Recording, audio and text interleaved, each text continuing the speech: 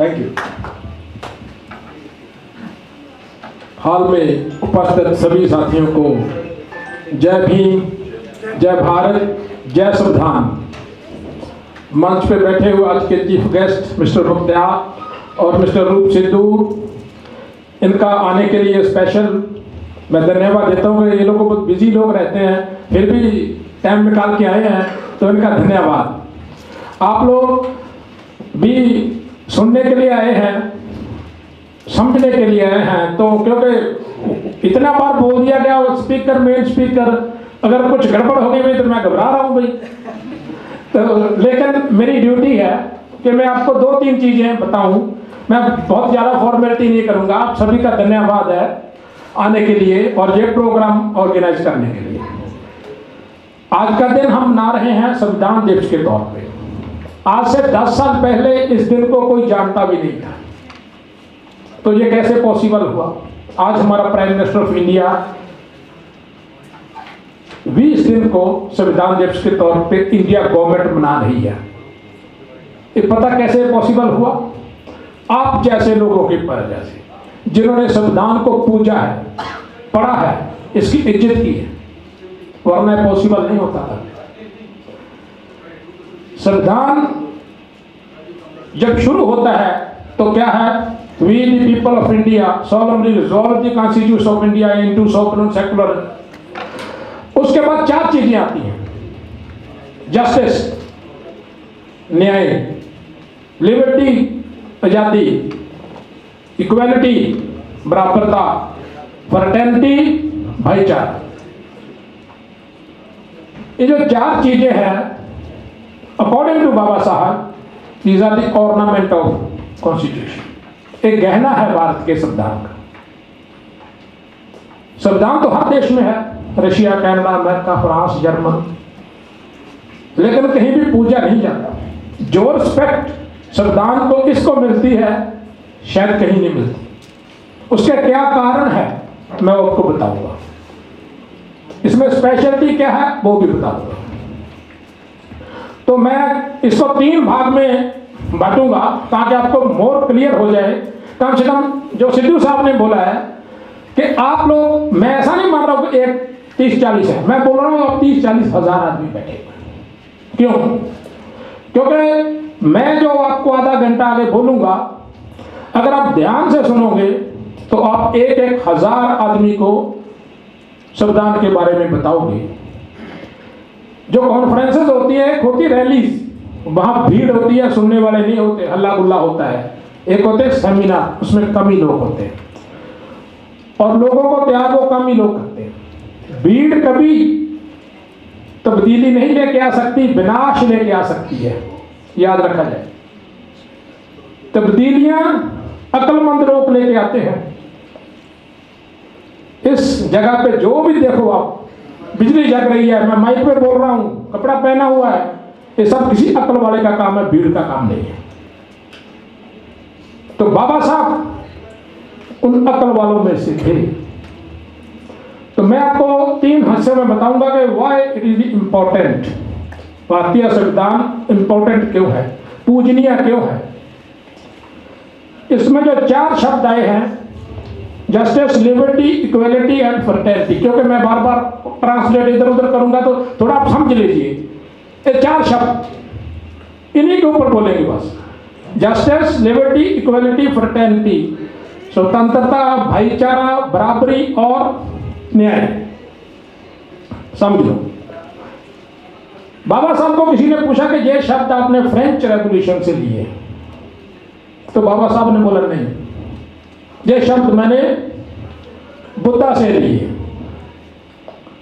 ये जो 4 शब्द है, जो 4 सूत्र है, ये जिंदगी का, किसी भी इस धरती पे जो भी लोग रहे, अमेरिका, कनाडा, फ्रांस, जर्मन, किसी भी धर्म, किसी पंथ, किसी भी तरह के लोग हैं, रंग नस्ल के, ये 4 सूत्र ही आदमी को आदमी बनाते हैं। अगर इसमें एक सूत्र नहीं होगा तो वो आदमी आदमी नहीं होगा। एग्री करते हो ना आप लोग? दुनिया में 3 बड़ी क्रांति हुई है, अमेरिकन रेवोल्यूशन, फ्रेंच रेवोल्यूशन और रूस का। इन तीनों का सूत्र यही था, लेकिन इनमें एक एक चीज मिस थी, ध्यान से सुनिए। जब अमेरिका रेवोल्यूशन होती है 1750 के पास कहीं होती है, तो लेकिन उसको कंप्लीट होने में 200 साल लग गए। बराक ओबामा कभी प्रेसिडेंट बनते हैं जाके 1990 समथिंग के आसपास से। क्यों? क्योंकि वहां पर इक्वलिटी नहीं आई, 200 साल लग गए इक्वलिटी आने के लिए। 3 चीजें थी, इक्वलिटी मिस थी। फ्रांस की क्रांति होती है, उसमें आप देखा ना, कभी आजकल भी फ्रांस में हर रोज कोई ना आगजनी, ये वो एकदम हो जाता है, 10,000 गाड़ियां फूंक दी गई, ये हो गया, वो ऐसा होता है ना फ्रांस में। अभी 2-3 महीने पहले हुआ। उसका मतलब पता क्या है? वहां पर फ्रेटर्निटी नहीं है, भाईचारा नहीं है, समाज के अंदर कुछ ना कुछ गड़बड़ है। क्योंकि हम तो लोग बाहर रहते हैं ना, हमें पता नहीं, वहां के अंदर जाकर देखेंगे तो आपको पता चलेगा। भाईचारा मिस है वहां पे अभी तक, इसलिए वो क्रांति is not completed. French revolution, रूस की क्रांति फेल हुई, 1919 में होती है, 1990 आते आते फेल हो गई। क्यों? वहां पर लिबर्टी नहीं थी, आजादी नहीं थी लोगों को। सरकार डिसाइड करती थी कि आपका कौन सा परफ्यूम लगाएंगे, कौन सा खाना खाएंगे, कौन सी रोटी खाएंगे, कौन सा काम करेंगे, कितने घंटे काम करेंगे, सरकार डिसाइड करती थी। तो लोग 60-70 साल में उकता गए। लेकिन हमारा जो संविधान है ये कैसे चल रहा है, इसलिए हमको पृष्ठभूमि में जाते हैं। ये संविधान जो इसके 4 जस्टिस, लिबर्टी, इक्वलिटी, फ्रेटर्निटी जो आते हैं बुद्धा से, दुनिया में 2600 साल पहले पैदा हुए लॉर्ड बुद्धा ने ये सिद्धांत दिए थे। उन्होंने सबसे पहले उन्होंने बोला था 2600 साल पहले। जब उसको कैपिटलाइज किसने किया? अशोका ने। जब ग्रेट अशोका का राज आया तो उसने पूरे भारतवर्ष में लागू किया। तो हमारा भारत कहां तक था? वहां Afghanistan, India, Pakistan, Bangladesh, Burma, Thailand, ये दूसरा श्रीलंका वगैरह, इसे जम्बू लैंड बोलते थे। उस टाइम हमारे पास यूनिवर्सिटीज थी, तक्षशिला, ये सब चीजें आप जानते हैं, आपको नहीं बता रहा मैं। उसका मतलब था ये थी। तो उसमें हुआ क्या? शुंग बृहद्रथ को मार देता है, 10th राजा को। तो एक खड़ी करता है व्यवस्था जिसका नाम है मनुवाद। मनुवाद किस चीज के ऊपर बेस है? Based on the discrimination. मानव में भेद है। बुद्धा क्या बोलते थे? मानुष एक समान, बहुजन हिताय बहुजन सुखाय। तो यहां क्या हो गया कि एक आदमी सुप्रीम है, वो कहीं मुंह से निकला है, कोई पांव से निकला है, कोई भुजाओं से निकला है, तो उसके लिए अलग अलग लॉज हो गए, न्याय की प्रक्रिया अलग रहेगी। ऊपर वाला कोई कत्ल करेगा, उसे गाय वगैरह देकर छोड़ दिया जाएगा।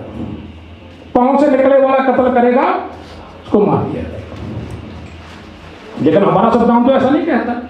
ये 302 हाथ के ऊपर लगती है, प्राइम मिनिस्टर हो, प्रेसिडेंट हो, किसी के ऊपर भी लगेगी।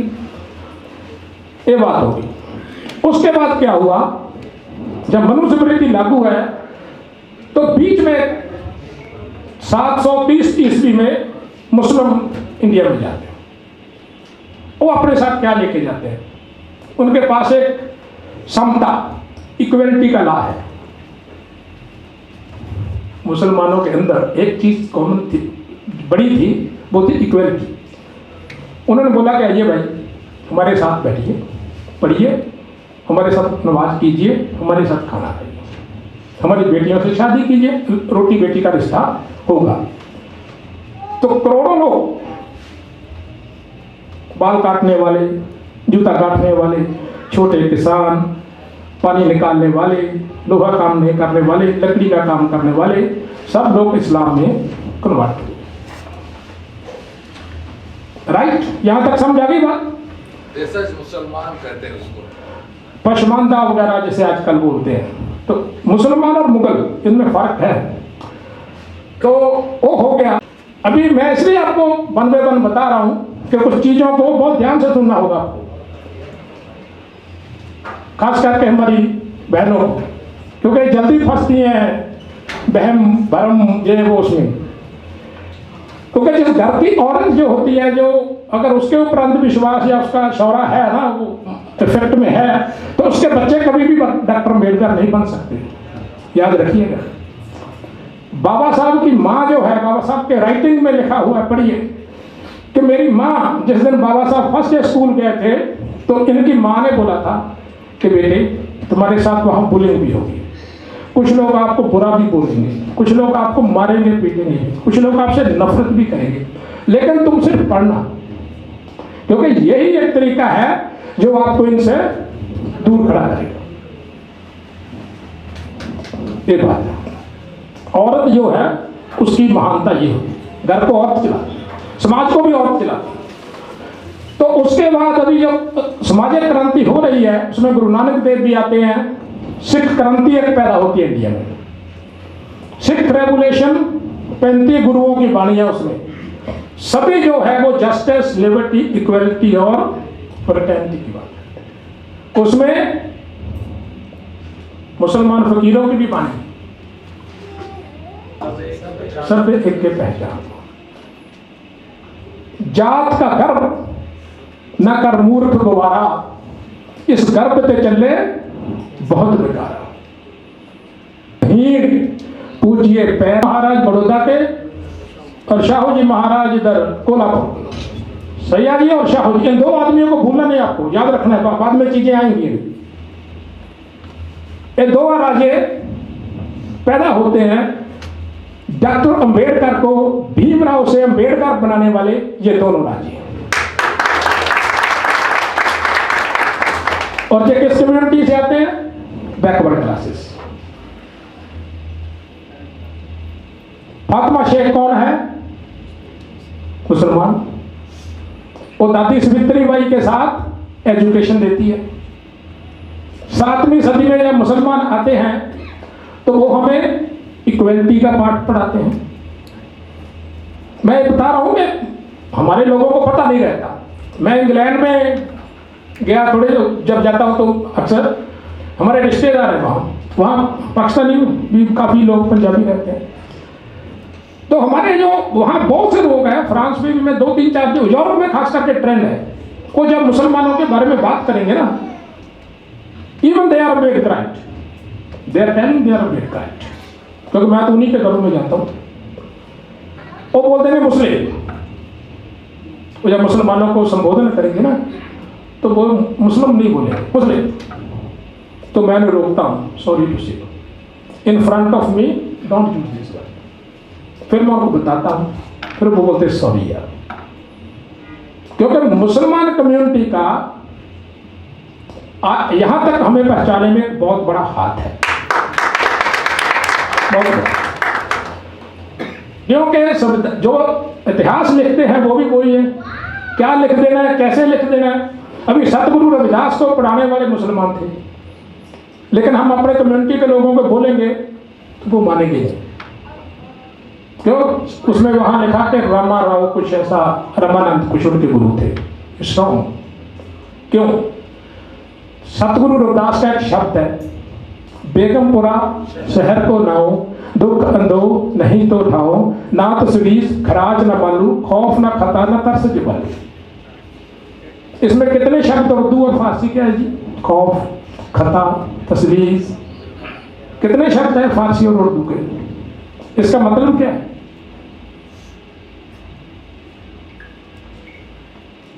क्या मतलब है इसका?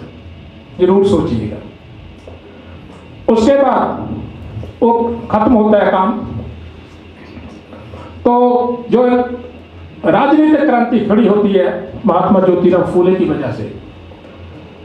ज्योतिराव फूले की वाइफ एक कविता लिखती है, उसमें 2 आदमियों का जिक्र करती है, एक गफूर खान शायद, एक लिंटन, मिस्टर लिंटन। अगर कहती वो ना होते तो बाबा ये ना होते। इसका क्या, मैं थोड़ा सा बता दूं। जब ज्योतिराव फूले पढ़ने गए तो उनके बाप को पंडितों ने बोला कि अगर ये पढ़ेगा तो तू नर्क में जाएगा, तो तू शुद्ध है।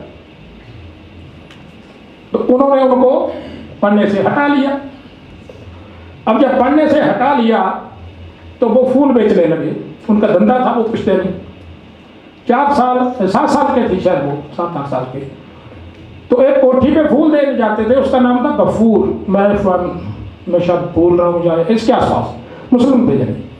उनकी कोठी में वो जाता था तो वहाँ एक अंग्रेज जो था, गवर्नर था, वो बड़ा अहदेदार आदमी, उनके साथ दोस्ती थी, वो भी बड़ा आदमी था, उनके साथ आते। तो ज्योतिराव फूले बैठ के उनकी बातें सुनते। तो एक दिन मैंने सवाल किया कि तुम स्कूल नहीं जाते? बोले नहीं, मेरे बाबा ने मुझे हटा लिया। उन्होंने उनके बाबा को बुलाया, क्यों हटा लिया? बोले यार इस बात से हटा लिया। एक बात तो ये है, धर्म शास्त्रों का मामला है। दूसरी है कि वो हमको बोल रहे हैं धर्मशास्त्र वाले कि अगर ये क्रिश्चियनों के स्कूल में पढ़ेगा तो ये नर्क में जाएगा। क्रिश्चियनों के स्कूल में पढ़ेगा तो ये नर्क में जाएगा।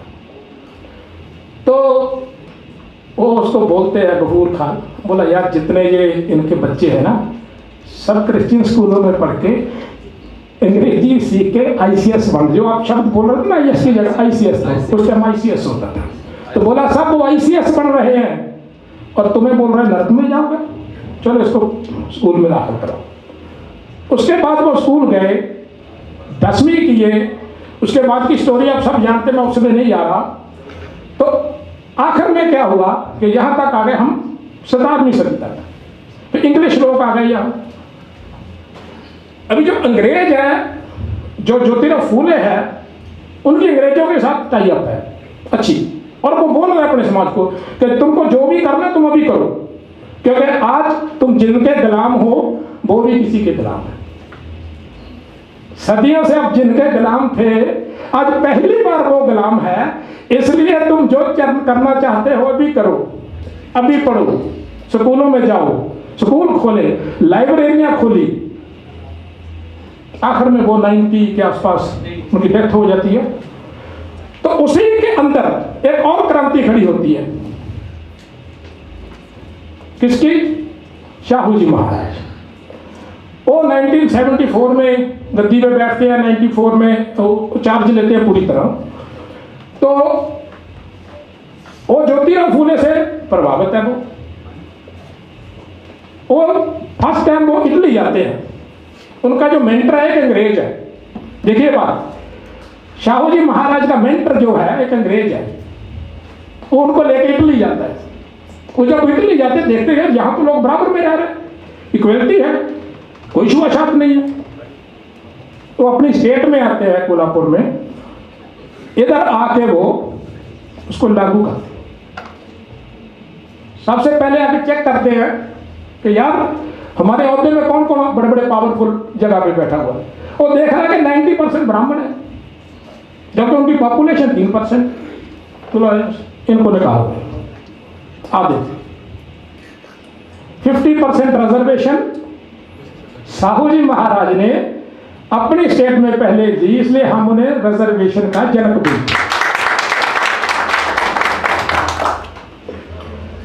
स्कूल खोलते हैं, अछूतों के लिए लाइब्रेरियां खोलते हैं, उनको बच्चों को स्टाइफंड देते हैं। उसी स्टाइफंड पे बाद में बाबा साहब आते हैं।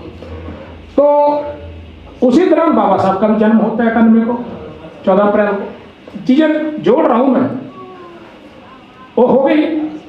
अब बाबा साहब पढ़ते हैं, उनके साथ छुआछूत जो वटेवर जो होता है वो सब चीजें है। 13 में बाबा साहब अमेरिका जाते हैं, 1930 में वो अमेरिका चले जाते हैं।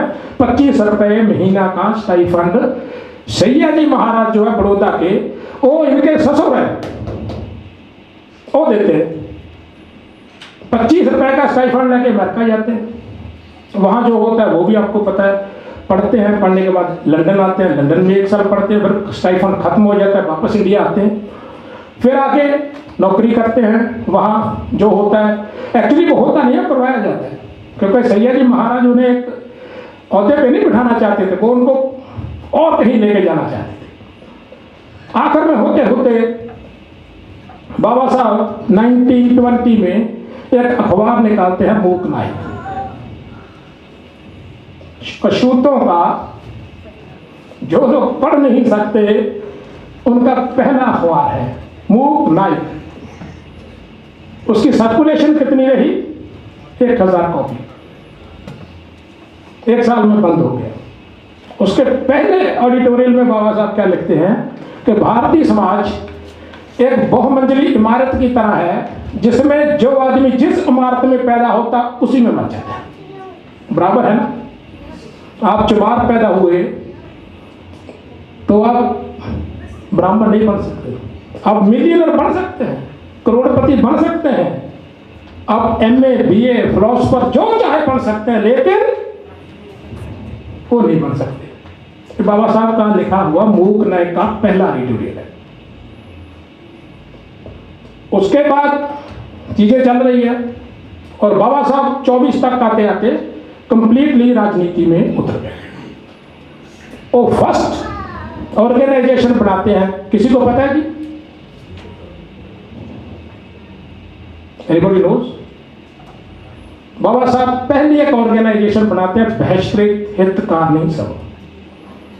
बाबा साहब की एक खासियत थी, जो सर बोल रहे थे ना ऑर्गेनाइजेशन काम नहीं करते, वो मैं बता रहा हूं, उसके ऊपर हुआ। बाबा साहब जब कोई भी काम करते पहले उसके लिए प्रेपरेशन करते, एक संस्था बनाते, उसको 2-3 साल टाइम देते, फिर वो उसके ऊपर काम करते। उसी के अंदर उन्होंने वो जो महाड़ तालाब वाला किया था वो किया। उसके बाद डिप्रेस क्लासेस किया। दूसरा आपको मैं एक और चीज बताऊं, आप में बहुत से लोग हैं उनको हमारा सोशल स्ट्रक्चर ही नहीं पता। बड़ी बात यह है, प्रॉब्लम हमारी क्या है, we don't know what about social structure. Social structure हमारा क्या है? ब्राह्मण, बढ़िया, क्षत्रिय, शूद्र। अभी किसी शूद्र को पूछो आप जो यादव है, पंजाब के, मैं पंजाब का हूँ, पंजाब के हिसाब से जो नाई, चीर, चिमेल, हार्द खान, उनको पूछो तो वो तुरंत बोलेंगे शूद्र तो चमार है। वो ऐसा बोलेगा, शूद्र तो चमार है, हम थोड़ी शूद्र है। एक्चुअली भैया चमार है, हम तो शूद्र ही नहीं है, वी आर आउटकास्ट।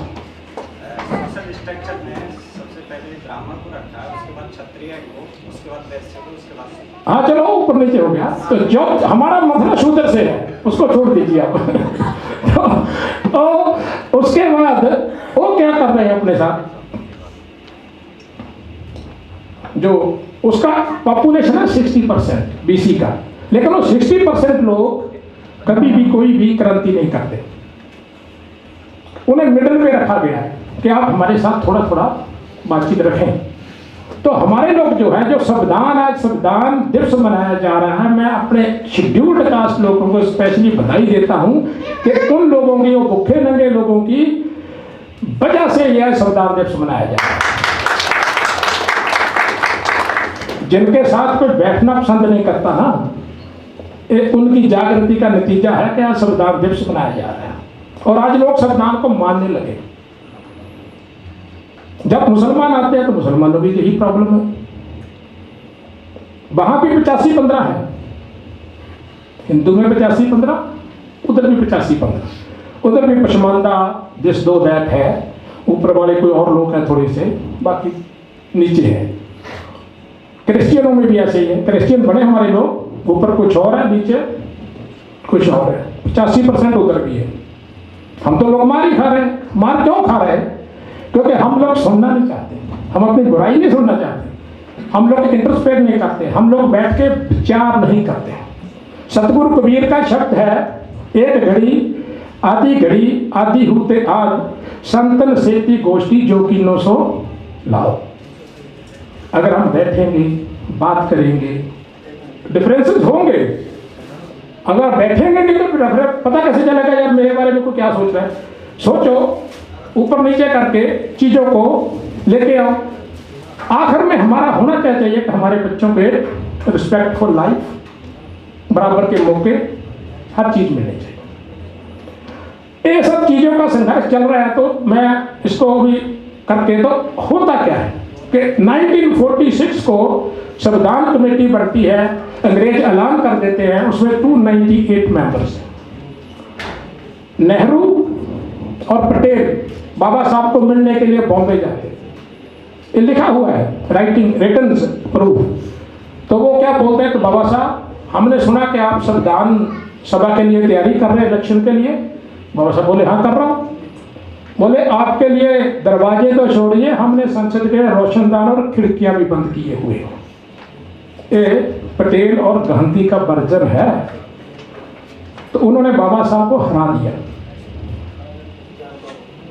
वहां फिर मुसलमान हमारे काम आए। कैसे? बंगाल से जिस सीट से बाबा साहब जीत रहे हैं वहां 48% मुसलमान है, 52% है। वो वोट जोगिंदर नाथ मंडल बाबा साहब को जिता के संसद में भेज देता है। तो 1946 को जो पहली संविधान सभा होती है उसमें बाबा साहब सेकंड डे है, डिबेट चल रही है, बाबा साहब का टाइम नहीं है बोलने का, पूरा शोर मचा हुआ है संसद में। तो नेहरू क्या करता है कि बाबा साहब आप बोलिए। बाबा साहब बोले मेरा टाइम तो है नहीं। बोले नहीं आप बोलिए, उसे पता है कि शोर गुल्ला हो रहा है, इसका बात निकल जाएगा। लेकिन जब बाबा साहब बोलना शुरू करते हैं, 10 मिनट का टाइम था, वो आधा घंटा बोले थे। ये रिकॉर्ड है, राज्यसभा में मौजूद पड़ा है, लोगों ने सुना। आधे घंटे बाद लोगों ने जो बोला कि हमें अपना लीडर मिल गया है, बाबा साहब हमारा संविधान लिखेंगे। एक खैरात में नहीं मिली हुई चीज, खैरात नहीं है जैसे बोला जाता है, खैरात नहीं है। कोई बाबा साहब को किसी ने भीख दे दी, ऐसा कुछ नहीं है। ये प्रूव लगान।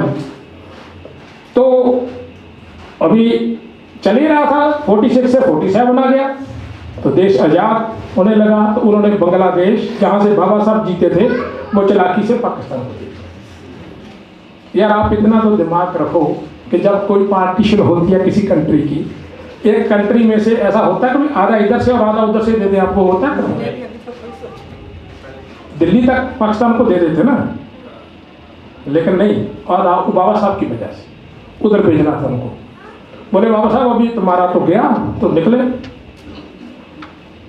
तो बाबा साहब फिर अंग्रेजों के साथ बात किए, बोले कि चीटिंग है, मेरे साथ बात हुई थी। वो बोले हाँ हुई थी। उन्होंने नेहरू को बुलाया, मैं 47 को आप मांग रहे हो ना आज़ादी, इस बंदे को अंदर ले लो, नहीं तो नहीं मिलेगी। उस टाइम तो देने वाले वो थे ना, तो आप तो मांगने वाली थे। फिर कांग्रेस ने क्या किया, रातों रात एक सीट खाली की, बाबा साहब को जिताए, लेके गए। और आज कांग्रेस ये प्रचार करती है कि हम बाबा साहब को लेके आए। असली स्टोरी इज दैट, लिखी हुई है, रिटर्न पड़ी। अभी संविधान हो गया, बाबा साहब दोबारा रीइंस्टेट हो गए, काम शुरू हो गया। 7,300 अमेंडमेंट्स आई, 5,000 रिजेक्ट की बाबा साहब ने और 2,000 सिलेक्ट की। 7,000 को पढ़ा उन्होंने। जब संविधान दे रहे थे तो वो रिकॉर्डेड है, कृष्णा मूर्ति या कृष्णा मेनन, जो राजेंद्र प्रसाद ने भी कहा था, उन्होंने बोला था कि बाबा साहब is the father of the constitution. तो एक बंदे ने बोला नहीं, फादर नहीं, father and mother of the constitution. माँ और पेट दोनों बाबा साहब ही है, क्योंकि 7 आदमी थे कमेटी में, ड्राफ्टिंग कमेटी में। 7 में से 6 बंदे कभी नहीं आए। और बाबा साहब जानते थे ये बात, उन्हें पता था कि ये जो मैं कर रहा हूं पिछले 3,000 सालों का संघर्ष इसके अंदर, तो आज मुझे मौका मिला है तो मैं जी जान लगा दूंगा। तो बाबा साहब लिख रहे हैं, उसको कंप्लीट हो गया। अभी आ गए हम 26 जनवरी, 26 नवंबर में रात को भाषण देते हैं बाबा साहब। 25 नवंबर 1949 का भाषण है। उसमें वो बोलते हैं कि हम एक नए युग में प्रवेश करने जा रहे हैं। कल से हम एक वोट, 1 वोट 1 पर्सन 1 वैल्यू तो होगा, एक आदमी बराबर होगा, लेकिन जब तक आर्थिक और सामाजिक असमानता बनी रहेगी तब तक इस संविधान का कोई मतलब नहीं। संविधान चाहे जितना भी अच्छा हो, इसको लागू करने वाले अगर लायक ना हुए तो ये बुरा साबित होगा। ये भी लगते हैं, एक बातें बोली बाबा साहब ने। फिर क्या हो रहा है इसमें, संविधान अभी लागू हो रहा, तो एक नेपाल में मीटिंग होती है, नेपाल में पंढरपुर में 25,000 आदमी उस सभा में।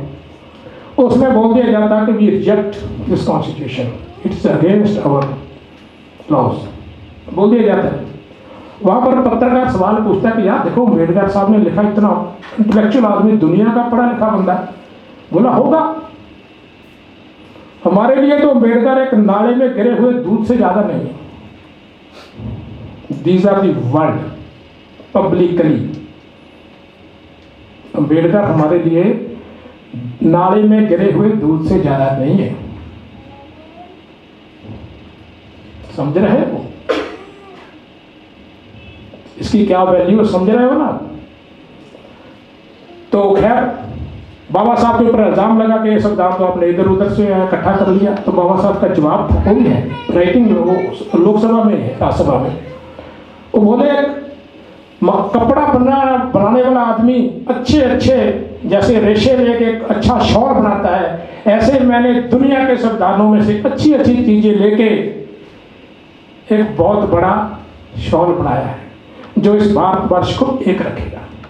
हमारी बात नहीं कर रहे, हमारी बात नहीं हो रही, पूरे भारतवर्ष की बात हो रही। उसमें मुसलमान भी है, क्रिश्चियन भी है, हिंदू भी है, बौद्ध भी है, सब है, सबको बराबर राइट है ना, कोई डिस्क्रिमिनेशन तो है नहीं। अच्छा अभी क्योंकि अच्छा यहाँ तक क्लियर हो गया आपको, राइट टू इक्वलिटी, बराबरता जो समानता होती है ना, उसमें क्या चीजें होनी चाहिए। हाँ जी स्टॉप, आई हैव स्टॉप। आदमी अच्छा मैंने बोला शायद राइट टू इक्वलिटी जो 6 है ना, 6 में से पहला है राइट टू इक्वलिटी, उसके अंदर 6 है। इक्वलिटी बिफोर द लॉ, कानून के आगे सब बराबर, कोई कितना भी बड़ा होगा, कोई जो भी क्राइम करेगा बराबर सजा। Prohibition of discrimination on the ground of धर्म, नस्ल, जाति, सेक्स और प्लेस ऑफ बर्थ। कहीं जन्मे हो, किसी के घर पे जन्मे हो, उसके घर में जन्मे तो ऐसे ही हो गए तुम, वो सब चीज़ों को एवरेट किया गया, खत्म किया गया। तीसरा है 16 number, equality of opportunity in matter of public employment. ये बात ध्यान से सुने, सरकारी नौकरियों में बराबरता, लेकिन जब सरकारी नौकरियां नहीं रहेंगी तो बराबरता कहाँ रहेगी, समझ लो। वो संविधान में खत्म करेंगे, इसको खत्म कर सकते। एबोल्यूशन ऑफ अनटचेबिलिटी, छुआछूत खत्म, कोई आदमी किसी के साथ बैठने से, खाने से, पीने से इनकार नहीं कर सकता। एबोल्यूशन ऑफ टाइटल, आपके पास कोई टाइटल नहीं रहेगा, लाट साहब, राजा साहब, फलाना साहब, सब बराबर। दूसरा है राइट टू फ्रीडम, इसमें क्या आता है, फ्रीडम ऑफ स्पीच। मैं बोल रहा हूं ना, क्या औकात थी 26 जनवरी 1950 से पहले हमारी बोलने की, चमार बोल के उतार दिया जाता था, आप में से आधे भाग गए होते। सही है कि नहीं? अगर मैं बोल रहा हूं तो संविधान की ताकत से बोल रहा हूं। Protection of respect of convection, आपको एक ही जुल्म के लिए 2 बार सजा नहीं हो सकती, और भी इसमें मैं तो उसमें नहीं जा रहा। तीसरा है protection of life and personal liability, कोई आदमी होता नहीं, अभी कई बार होता है कि मैं आत्महत्या कर लूंगा, उसके ऊपर पर्चा दर्ज होता है ना कि क्यों मरने लगे हो, क्या दुख है आपको, मर नहीं सकते ना आप अपनी मर्जी से, और दूसरों को भी बचाना है आपको। लाइफ की वैल्यू, जो अभी बोलते थे राइट टू एजुकेशन, ये इसमें आपको मैं बताऊंगा कितना बड़ा घपला हुआ है, ध्यान से सुनो। बाबा साहब ने लिखा हुआ है फंडामेंटल राइट है राइट टू एजुकेशन, उस पर लिखा हुआ education from 6 to 14 years, compulsory and free for all, not for SC, BC, Muslim, किसी को नहीं। Every citizen of India have to right from 6 to 14 years free education. लेकिन हुआ क्या, अटल बिहारी वाजपेयी ने इसको चेंज करके 0 to 6 year कर दिया। अमेंडमेंट नंबर मेरे को नहीं पता, याद नहीं। अभी बताए 0 से लेकर 6 साल का बच्चा कौन सा PhD कर लेगा भाई?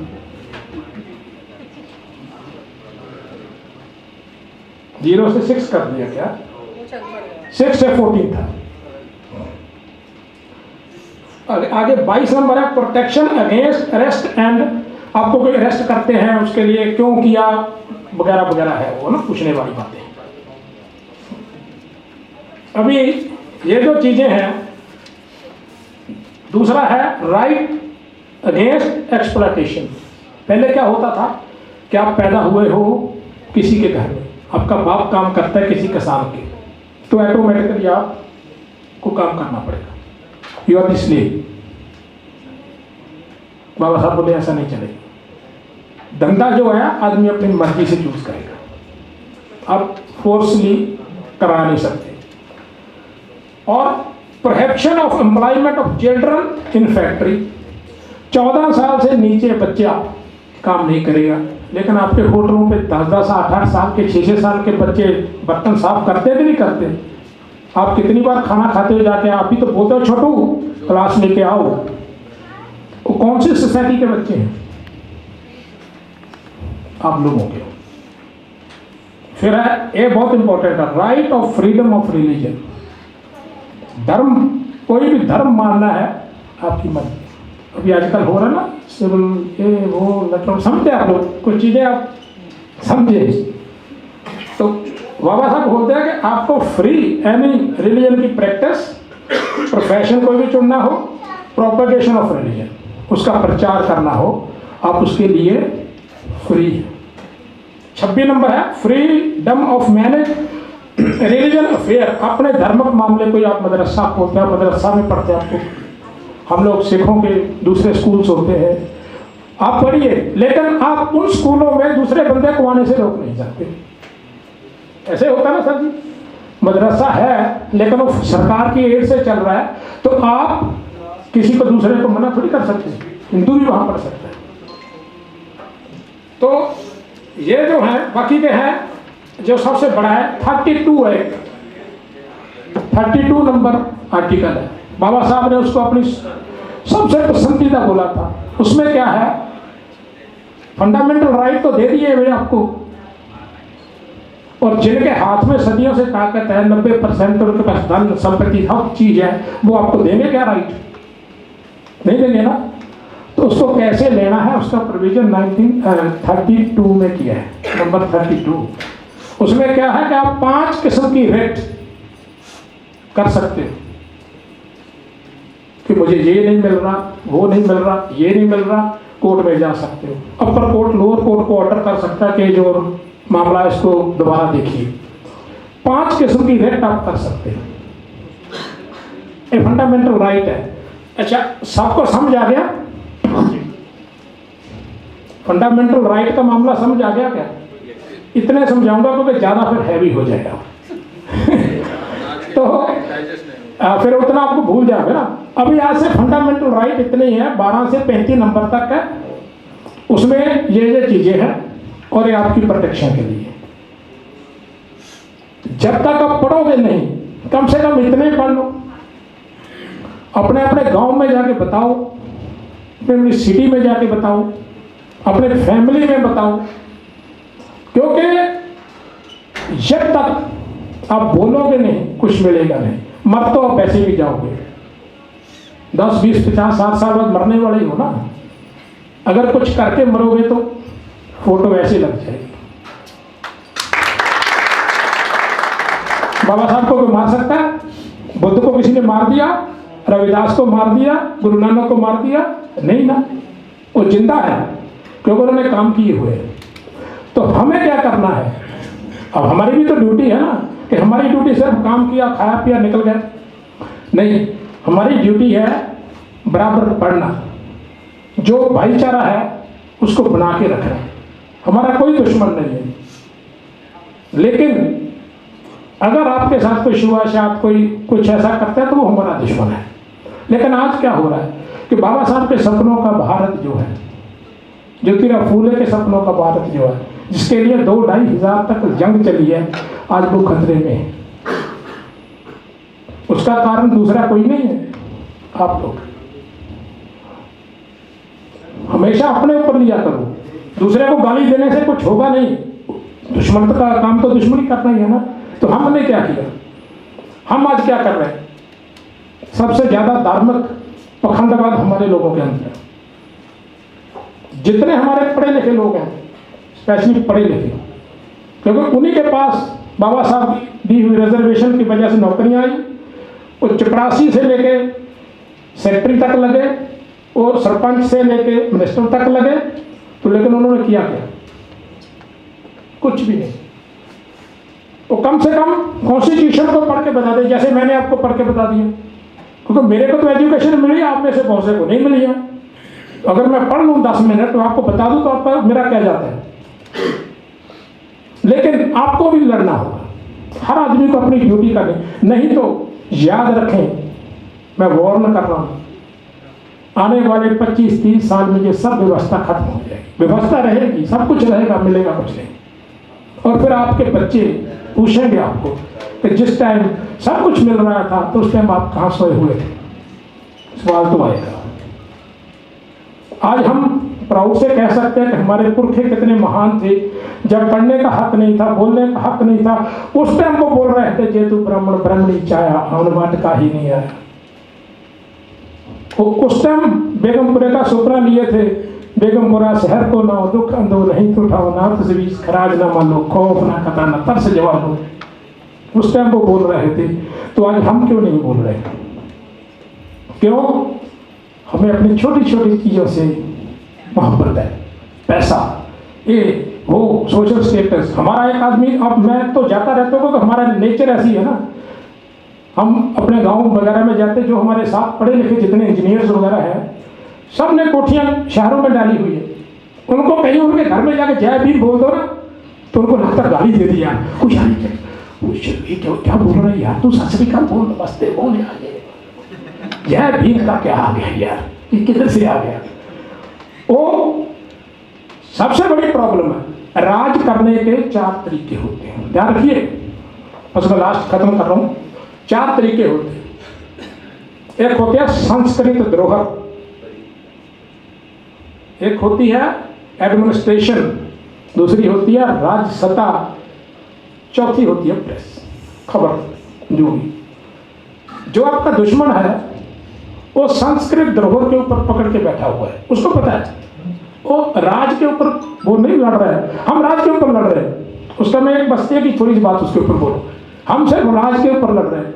वो बोलता राज जाए तो जाए यार, संस्कृत द्रोह होनी जानी चाहिए, एडमिनिस्ट्रेशन होनी जानी चाहिए, न्यायपालिका नहीं जानी चाहिए।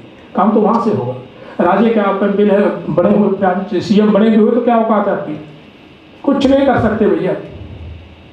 हमारे पंजाब में एक सीएम बना ही था, लोगों ने पाँव की जूती उनके मुंह के ऊपर बोला था कि तू पाँव की जूती है, ऑन रिकॉर्ड। राज से तब्दीली नहीं। अब एक ही बात उसके ऊपर प्रियम्बल पढ़े, आप थोड़ा देखें, मैं बस उसके ऊपर बात करके खत्म करूँ। प्रियम्बल में जो लोग बोलते हैं ना बाबा साहब को बहुत पढ़ लिए, मैं उनको बोल रहा हूँ आपने बाबा साहब का प्रियम्बल का फर्स्ट वर्ड भी नहीं पढ़ा। मैं बोल रहा हूँ एक ही शब्द, एक पढ़ो, जस्टिस। इसमें 3 तरह के जस्टिस है, सोशल, इकोनॉमिकल एंड पॉलिटिकल। पहले क्या आना चाहिए था? सोशल जस्टिस, सामाजिक न्याय। फिर होना चाहिए था इकोनॉमिकल, फिर होना चाहिए था पॉलिटिकल। लेकिन हमारा पूरा जोर किधर है? हमें मंत्री, एमएलए, सीएम वो ही बनना है। हर आदमी को जो बोलना जानता है उसको एमएलए बनना है। कुछ नहीं कर पाओगे, कुछ नहीं कर पाओगे। बताओ, इतने सबसे पावरफुल कम्युनिटी इंडिया में अगर है तो कोई शेड्यूल्ड कास्ट है, सबसे पावरफुल। लेकिन क्या है उनके पास?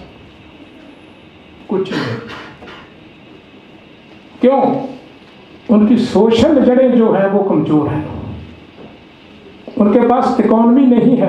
बताओ आप में से कितने लोग जानते जिसका 1000 करोड़ का टर्नओवर, किसी का रिश्तेदार फैक्ट्री वैक्ट्री का मालिक है आप में से किसी का?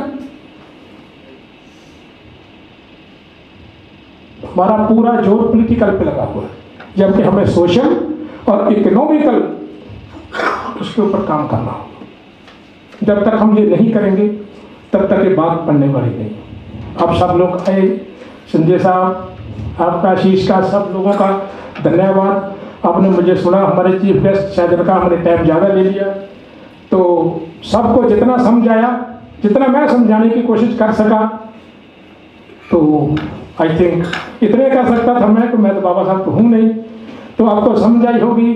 आप जितना भी समझाए, जितना भी शुरू करें, जहाँ से भी शुरू करें, प्लीज़ शुरू करें, नहीं तो बात निकलती जा रही है। हमें पॉलिटिकल भी चाहिए, लेकिन उसका सोशल और इकोनॉमिकल भी चाहिए। Thank you sir.